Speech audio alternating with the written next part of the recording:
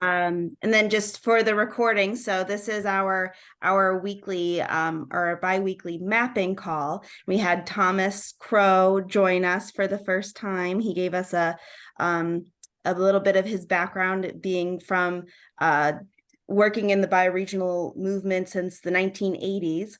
And Jonathan just brought up his idea of how he has an anthology, or he's working on an anthology from Earth Regenerators.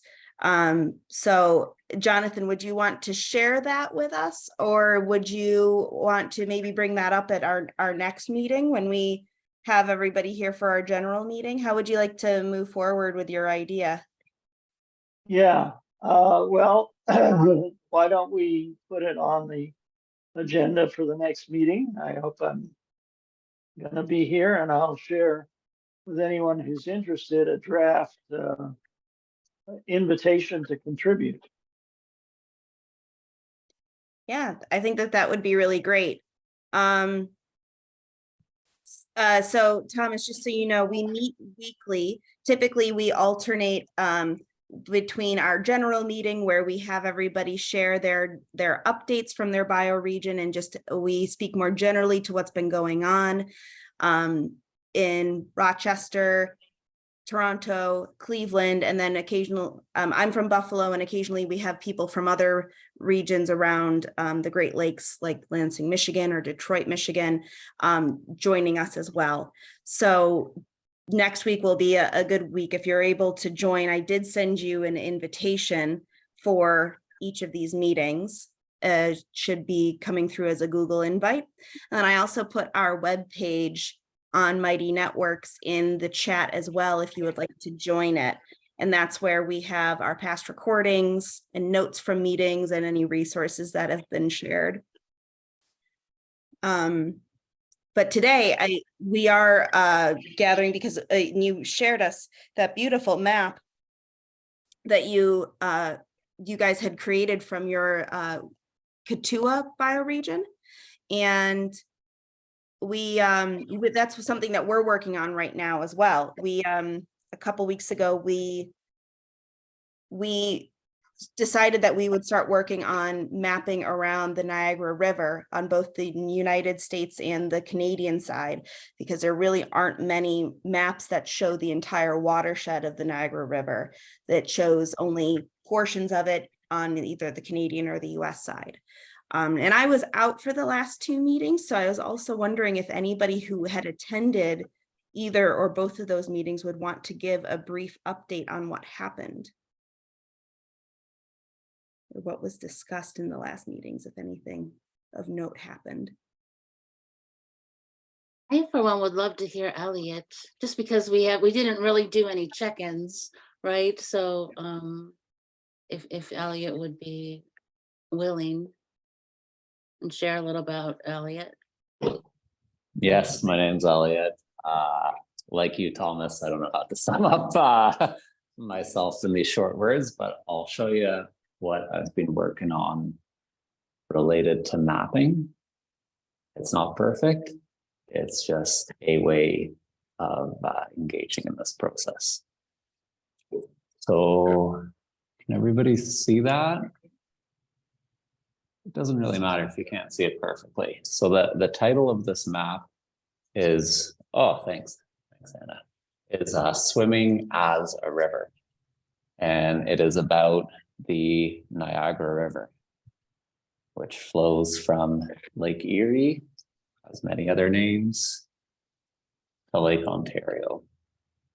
I have a kind of mad scientist document that I put together one evening with all kinds of scrambled notes. So in this section here, in the author's note, I want to say something about how I'm not from the Niagara region, but this map was inspired by many things, including friends that ask where's a good place to swim, and this question of how can we swim, drink, and fish in a river again. And obviously this map will need to become more collaborative. This is, me just trying to start something. But yeah, as this map becomes more collaborative, we could maybe have all the different people that contribute to it with a little note here. So then on the left-hand side of the map, my idea is to spotlight the 4 major pollutants to the river, being phosphorus, E. coli, chlorides, and suspended solids, and have some form of visual depiction. What you're looking at now is just what I printed out from Buffalo Niagara Water Keepers on where the algae blooms are. But yeah, have some type of depiction that talks about the story of phosphorus and corn, peaches, plums, grapes, agriculture, and then what the solutions are in this blank spot over here. And that might be a story of a farmer or farming cooperative that's doing things differently. It could be any number of things.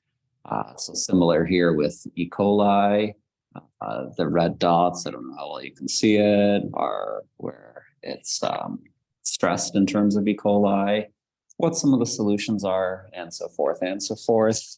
At the bottom here, I have kind of some context setting of, you know, here we are in this Great Lakes bioregion, Appalachians down there, Cascadia over there. A digital elevation map, which is pretty cool, shows the upper ranges of, I don't know if you call this the Appalachians or some other mountain range, but it's part of that chain. And then the Niagara Escarpment, which runs along here. And then this can all be made much better, of course, but this is just a quick printout that shows all of the watersheds on both sides of the Niagara River. And then up here, you can see how advanced my map making / drawing is. I've got some drawings of lake sturgeon. Let's see here. Yeah, the herring gull, the snapping turtle. They look at the eggs of these species for pollutant levels and genetic mutations. And they also look at mink carcasses for this. Then we have all kinds of other cool indicator species like the Virginia opossum, which eats ticks. It's also resistant to the venom from the Massasauga rattlesnake, also being investigated for breast cancer research. So anyways, a whole bunch of kind of like environmental things on this side, and then some depiction or listing of people and organizations and ways to get involved. And then down here at the bottom, I thought some in this kind of strip over here, some kind of visionary visual poem, art form that shows that future vision of what we see the bioregion as being. Yeah, so I worked on that for a few hours last evening, and it was pretty fun. The time flew by, and making a map to get the process started that might follow something similar to what happened in the Salish Sea, 17 islands, and created this book. And I'll stop talking for now. I can elaborate as needed. Well, thank you, Elliot. You put a lot of effort into that. That was amazing.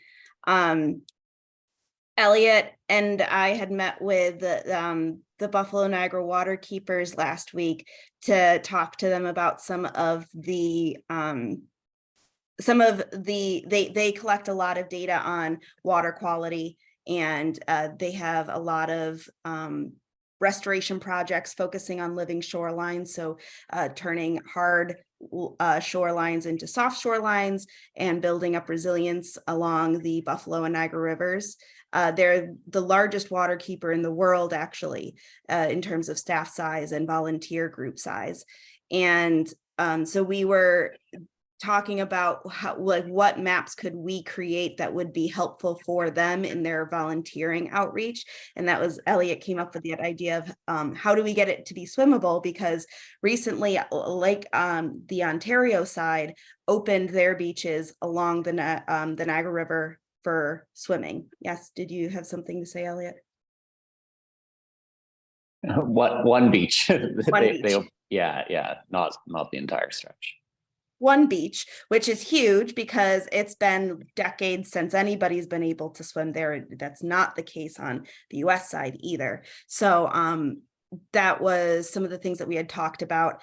I also wanted to share some of the items that are in our Google Drive. If anybody has any ideas of other things that they would like to add as well. Similar to what some of the things that Elliot had shared. So just to reorient everybody to where our Google Drive is found, I can put the link in the chat here, but you can find that in the Mighty Networks page. We have some of our old resources up here that we went through before we started mapping.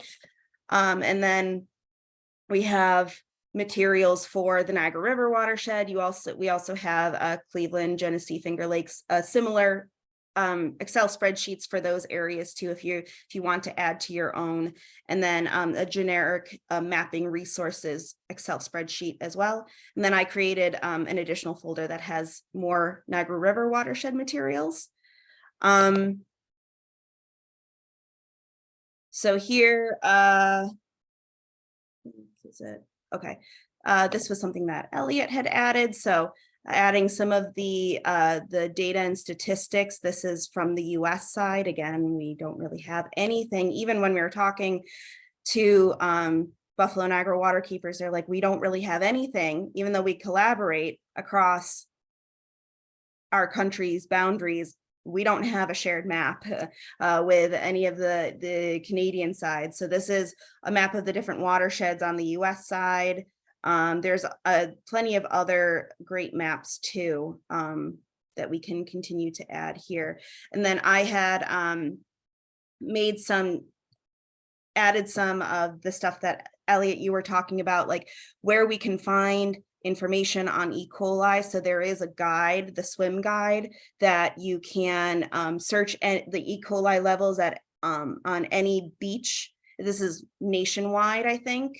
I'm not sure if it includes Canadian beaches as well, but you can monitor the E. coli levels. That's really big in many of our Great Lakes, where it depends on what amount of rain we had and what kind of sewer overflow recently occurred, if you can swim in any beaches around here.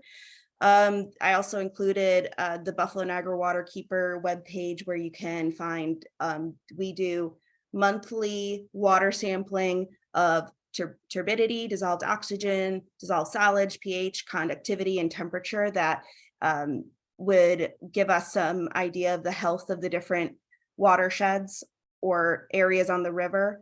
And then we also monitor harmful algal blooms, which are all part of those things that we want to keep in mind when making beaches or waters more swimmable. The other thing that we want to keep in mind that I also found was variable water levels and speeds, because of dams that are all along our rivers and in our certain parts of the St. Lawrence River as well. It actually speeds up the speed of the water and can create hydraulic boils where people can get sucked underneath and they end up drowning. So that's also something that maybe we would want to consider, that has a huge impact on water levels and fishing, and has really impacted a lot of indigenous lands as well in terms of how they can hunt and fish. And then just some other things. Then we have a lot of the existing maps that we're looking at as well.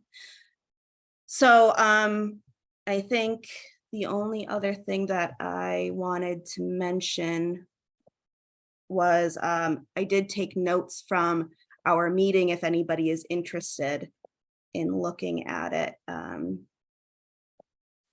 some of the things that we had talked about with the Buffalo Niagara water keepers. It's in here. Just some of the things that, again, we're going to be looking at. How can we do, what makes waters unswimmable? Like what Elliot was mentioning. These are different level parameters that I had found in my research. What are some of the causes that would fix these unsafe parameters? And these are some of the data sets and the maps that the Buffalo Niagara water keepers mentioned that they either have or are publicly accessible. Hard versus soft shorelines, wetlands, maritime traffic, restoration efforts from the DEC in New York, combined sewer overflows and dams, and then some of the results of unsafe waters. This is where Peter got us, connected us with someone from Case Western University, where we are able to see some of the health effects. I haven't done a deep dive. I don't know if Elliot, you've looked into all of the maps either. Most of the maps that I saw were around the Cleveland area, but there are some that have even more data that we could potentially pull into. So these are all some of the things that we're looking to potentially put into either, it'd be great if we had it in one kind of technological map or just a series of maps that we could put into a workbook, kind of like a PowerPoint presentation that somebody could just carry around. They have binders at Buffalo Niagara water keepers that their outreach team is able to bring to places, and you could show, use that to show the public. So that's what we're hoping to kind of put together. All right, and I've noticed that I'm frozen, but nobody else, you guys can hear me still. Have you folks defined the boundaries or the boundaries of your bioregion, or is that still part of the mapping process? I'm just curious. Back